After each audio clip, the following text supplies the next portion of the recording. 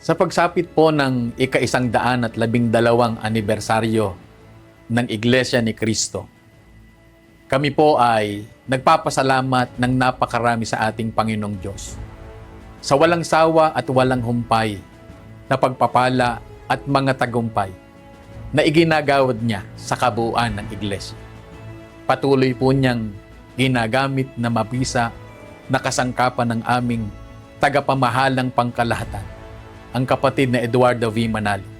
Gayon din ang pangalawang tagapamahalang pangkalahatan, ang kapatid na Angelo Eranio V. Manalo, na ipagtatagumpay po ang lahat ng larangan ng gawain ng bayan ng Diyos sa mga huling araw.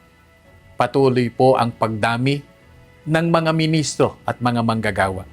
Gayon din ang bilang ng mga may tungkulin na katuwang nila sa pagmamahal at pagmamalasakit sa mga kaanib sa loob ng Iglesia ni Cristo.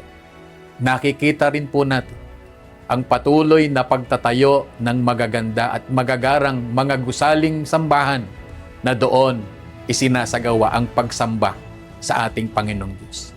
Patuloy din na naipagtatagumpay ang pagdaragdag ng mga may tungkulin na katulong ng pamamahala sa pagmamahal sa Iglesia. Susundin po namin ang itinuro ng pamamahala. Magtatalaga kami sa pagtupad ng tungkulin. Magtatrabaho ng mas matindi, mas masikap, at mas matalino. Patuloy po naming ipagmamalasakit ang mga kapatid. Nakalaan ang aming buhay sa pagtupad ng tungkulin at sa pagsasanggalang ng kapakanan ng Iglesia.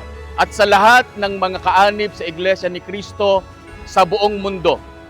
Kami po na mga ministro at mga manggagawa, kasama ng lahat ng mga may tungkulin at mga kapatid sa Iglesia ni Cristo sa Distrito Eklesyastiko ng San Carlos City, Pangasinan. Kami po ay buong galak at buong pusong bumabati sa inyo. Happy 112th anniversary!